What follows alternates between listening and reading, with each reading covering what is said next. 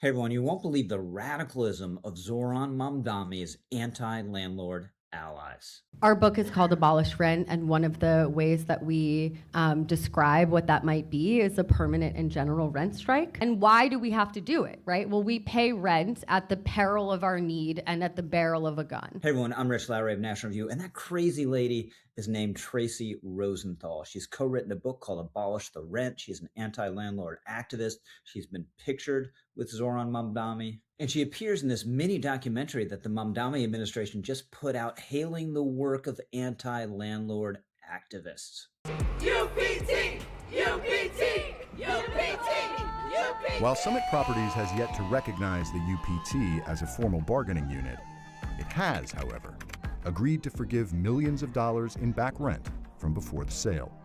Really, just everyone should feel so proud of the work that they did advocating for themselves and their neighbors. You see her at the end there, by the way, holding very appropriately a DSA red rose. Also, quick note here, credit where it's due. I got onto this lady and this topic through the excellent work of Stu Smith at the City Journal. I rely on his work extensively in the course of this video. Now, what I want to do in this video is outline how radical and dangerous the worldview of Tracy Rosenthal and people like her is, and how disturbing it is that Mamdani basically shares that worldview. Now, he's a somewhat respectable figure now. He's mayor of New York City, while Rosenthal and her allies are agitating in the street. But there's a big overlap in worldview here, and it's a toxic one. So first, let's go back to that initial clip where she talked about paying rent at the barrel of a gun. That's not literally true. It's not even a poetic exaggeration. What she's talking about is the rule of law in private property and contract relationships, right? Because that's what rent is in the housing context. I own a building. I let you stay for a period of time in a part of that building in exchange for a mutually agreed payment every month. And yes, this contract is and should be ultimately backed by the rule of law, but it's not backed by force in the way she's portraying it, right? When you talk about the barrel of a gun, what might I do to you at the barrel of a gun? I could rob you. I could kidnap you. And if I'm doing that at the barrel of a gun, someone else would have the totally legitimate right, because that's the illegitimate thing I'm doing, to come and stop me with the barrel of another gun. And ultimately, that's what these people are about. More from Rosenthal. You know, I think it's really clear that rent itself, this power relationship, that this monthly tribute that we have to fork over to people already richer than us to pay for our human need for a home, right?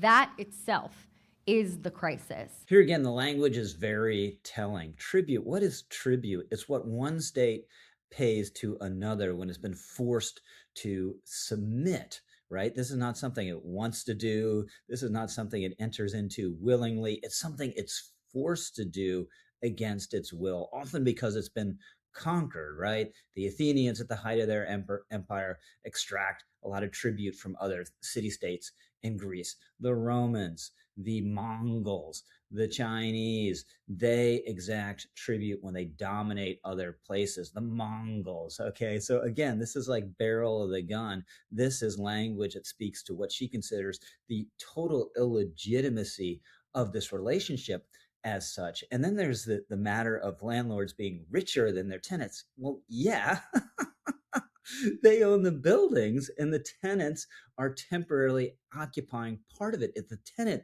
owned the building, the tenant would be rich and the tenant wouldn't need to rent, and the tenant might be a landlord, right? This doesn't tell us anything about the legitimacy of this relationship, right? Jeff Bezos is much richer than I am. That doesn't mean there's anything wrong or illegitimate about me having to go and buy something on Amazon rather than getting it for free. And then you have that language about this is a human need, which again goes to the underlying worldview and is suggesting because it's a human need, you should get it for free. And it's totally wrong for anyone to charge you for it. More here. In this time, right, when capital itself is reorganizing around speculation and the reordering of place, 65% of the world's wealth is held in real estate, and 75% of that is in housing.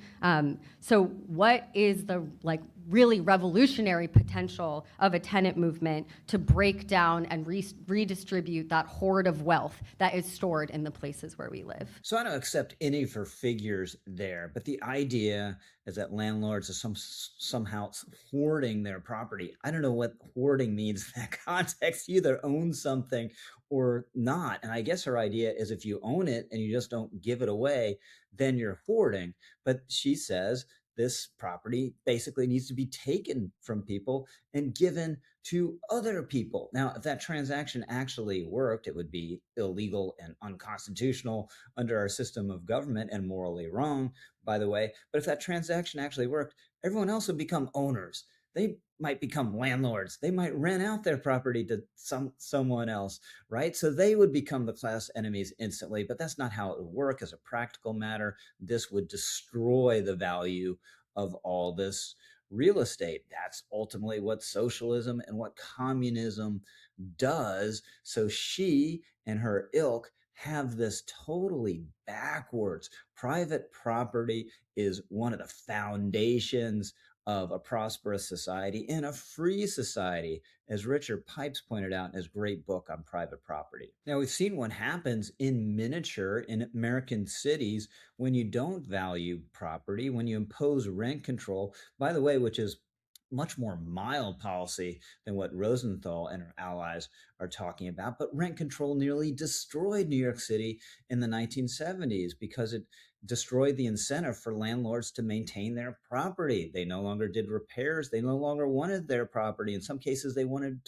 it to burn down. This is how we get the famous formulation from the 70s during a World Series broadcast, Yankees-Dodgers game in the Bronx. Ladies and gentlemen, the Bronx is burning. But these people want to go further than that. She's talking about a rent strike, a general rent strike, which means that you are just continuing to occupy your apartment without properly paying your landlord for it. And she wants to undertake direct action against landlords to harass and intimidate them. What are the other forms of direct action that we can use alongside our strike, like reputational damage, the kind of raising the social cost of showing up at the site of someone's home? I mean, in the movement, we often say, eviction displacement is personal for us. It should be personal for our landlords too. Now, she doesn't just talk about this stuff. She has done it with her allies. This is from the Stu Smith article that I mentioned earlier. Rosenthal and her co-author, a guy named Leonardo Vilches, come back to him in a second, pioneered the escalatory tactics described in Abolish the Rent with the Los Angeles Tenants Union, which they co-founded. In their schema, tenants start by presenting demands to landlords. If those demands are refused, organizers increase pressure through rent strikes and protests, which can last months or years. They also encourage pushing repair and deduct laws beyond their traditional use as a narrow legal remedy for documented housing disrepairs and landlord inaction.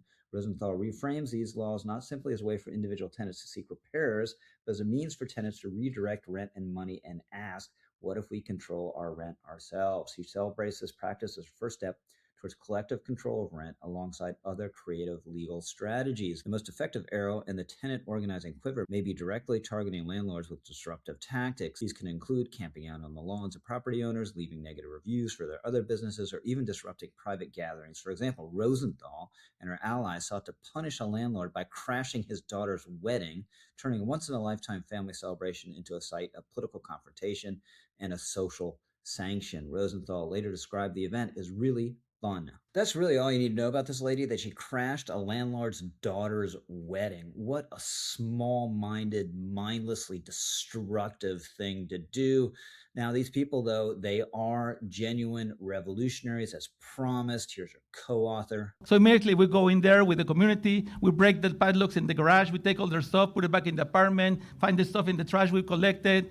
It's not just about tenants and the relationship to the landlord, it's about the construction of territory. And as we build territory, it's about the construction of a space so we can, when we have a war, we have a territory to defend. We have to take control of our territory, transform that territory, and create it in such a way that we can take care of each other and take care of each other's needs. Of course, the state is going to come after us. So then we have to build the defense, and we have to build the mechanisms. But you can only do that by taking over territory, constructing territory. We have to form the organizations that make that possible. We have to form the organizations that defend, that hold people themselves, and that help people build what is needed to be done in this country. That's the only thing that we can do. But first, we have to get rid of our common sense, and start listening to the struggles and the places where struggle is happening. So he's not hiding anything there, right? He's talking about resisting evictions by force, breaking in, taking people's belongings and putting them back in an apartment after they've been removed. And then there's this notion of creating territory. He's thinking in terms of like creating the Paris Commune, manning the barricades on the streets in order to resist the state. And this is how Rosenthal, by the way, talks about the effects of a rent strike. But you know what tenants experience is a new form of collective ownership over the places that they live. Even at this moment, right, where you're so vulnerable because you stopped paying rent, you stopped like the monthly ritual, this contract that you're supposed to turn over. Like at that moment where you become incredibly vulnerable, suddenly people's experience is that they have more ownership over their housing that they've ever had before, right? They're taking on like repairing their buildings. They're like recognizing their right to their homes. Now, what she's talking about there, ironically enough, is the virtuous effect of owning something. When you own something, you feel personally vested in it. It's part of you. It's an expression of you. You want to take care of it. You want to make it better if you can. Now, all that's true. The problem is she's talking about this effect taking hold after people have in effect stolen something that doesn't belong to them by taking over a building or occupying their apartment without paying the person who owns it. If you really want to feel the sense of ownership, go buy something, right? Go make something your own. Now, none of this is to deny that we have a problem in the housing market. Buying houses is too expensive. Rent is too expensive in a lot of places in America. And you know how to take care of that problem? Build more housing. It's a basic issue of supply and demand, but that's not how Rosenthal sees it. Of course, that's not how Zohran Mamdani sees it. For him, the problem is the class enemy. It's the landlords. Stu Smith again. New York City Mayor Zohran Mamdani is clear about the number one enemy of his administration, landlords, whether it's his legally dubious rent freeze, his attempts to seize buildings through legal wrangling, his Office of Mass Engagement's plan to send volunteers to support tenant organizing efforts, or his appointment of DSA member and radical activist Sia Weaver as tenant advocate.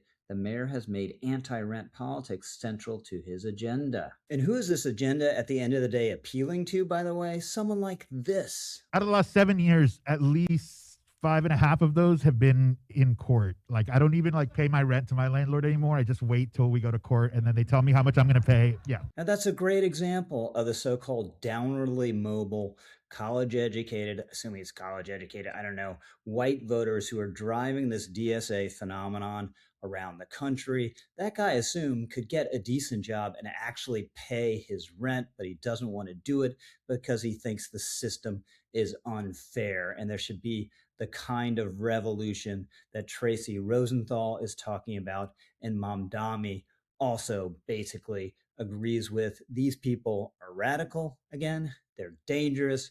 If their agenda were actually implemented, it would destroy this country. Hey, by the way, comment, like, or subscribe. I promise you won't regret it. I'm Rich Lowry, over and out.